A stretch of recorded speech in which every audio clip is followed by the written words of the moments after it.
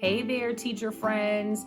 I am Nina Rodriguez, and this is my channel, Misfit to Teach, where I talk about all things teaching and how to stay mentally, physically, and emotionally fit to teach so that you can do this for the long haul. If I haven't met you already, please hit the subscribe button below and the notification bell so that you and I can come together every week.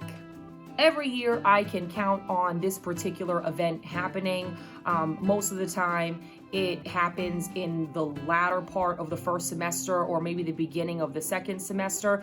And the reason for that is that's usually right around the time the administration or teacher has exhausted all other options and pretty much the adults of education are at their wits' end. And when this particular event happens every single year, that's when I inherit a new student. Now, I inherit new students throughout the year naturally, but this student is unique in the sense that they were already in the school. It's just that they're having to transfer to my classroom because the behavior in a previous classroom was becoming too much to bear. Now, I've never actually, in all my years of teaching, had to have a student transfer out of my room for behavior management purposes. Sure, they've had to transfer for other reasons, like maybe their elective was conflicting with a class period that they had with me and they needed to do a switch, something like that. But I've never actually had to have a student all out transfer out of my classroom for disruptive purposes. So to be on the receiving end of this every single year over the years has become somewhat of a frustration for a few different reasons, and I wanted to talk about that today. So number one, if you're like me and you receive a child each year or children, plural, each year like clockwork because they're just, the behavior has become so difficult to manage in a previous classroom that the only option, it seems, from the administration is to send them to you, then you may have started to observe a couple different things with that. For one, this situation is quite cyclical, right?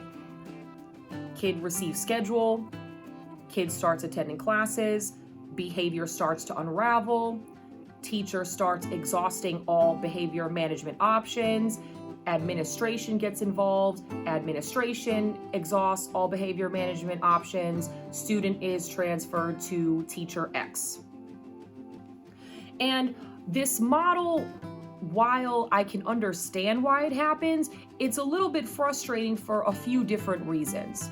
For one, it never actually gets around to addressing the problematic behavior that kicked off the cycle to begin with. You'll find that when this situation occurs, it's less of a solving problem method as it is a transference of a problem method. Two, it denies the teacher and the student the opportunity to stick it out, learn and grow in the situation and hash out the problem if they can at all. And number three, it sets up the potential for the student to possibly share those same behaviors and just transfer them into a new location with a new individual.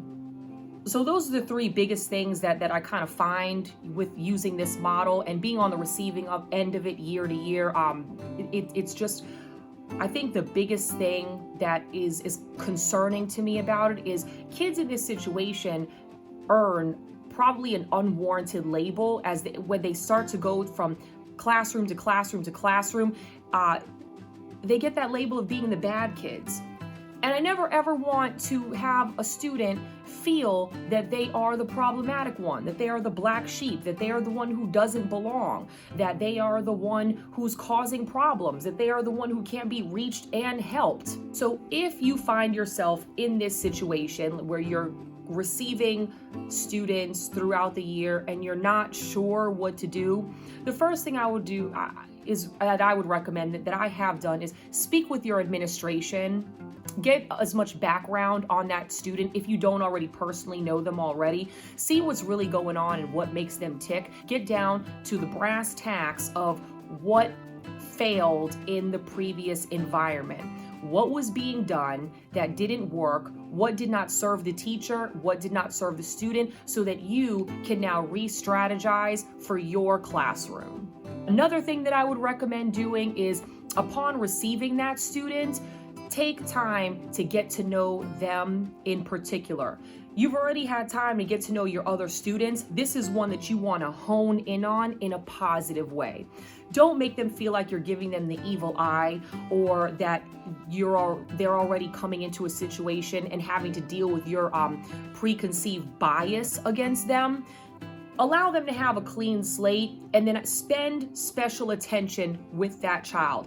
Find something to like about them. See what they're good at. See what they've already learned that you then don't have to reteach. Get to know this student in a way that is going to be conducive to your classroom and to your classroom vibe, so that they can learn how they fit into it and that you two can gel together. Another thing that I find would really help is if you're inheriting a student that's been kicked out of a previous classroom, take some time to get to know their community of adults. Call the adult in their life, the primary one, whether it's a parent or guardian, a relative, whoever that child is living with, and introduce yourself right away. Tell the parent that you're happy that they've come to your class. Reassure them, because they probably already have some bitter feelings towards this whole experience anyway, as they would be well informed that their student has been yanked and moved to a different classroom. The best we can do is to encourage them that this is a good thing for both your classroom, as you're happy to have them, and for the student, because it allows them to have a clean slate and a new start. And then as you spend the first few days getting to know each other, the child is figuring out how they gel in this new classroom environment of theirs. Praise everything positive that they do. Praise the things that they do well, and do your best to get them acquainted with how your classroom works very, very quickly, so that they're not left to their own devices. If a student is transplanted into a situation where there's structure and things are moving, the train has already left the station and they're trying to catch on, it really leaves very little room for them to start filling in the gaps with poor behavior, bad decisions, and foolishness, really. And again, I just want to remind you, as we move further and further into the school year, these kids aren't bad. Do they have some problematic behaviors at times? Yes. Are there some things that we're going to have to work through with them? Yes. Are you going to be at your wit's end at times and want to stop and take a long, maybe even permanent break from them? I hope not, but yes.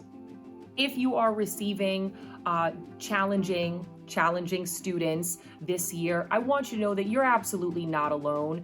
Feel free to leave in the comments how you are managing your classroom right now, what's working really well for you, and what we can do as a teacher community to welcome challenging students and challenging personalities into our classroom in a way that's conducive to everybody. As always, thank you so much for watching, and do all that you can to stay fit to teach. Be well.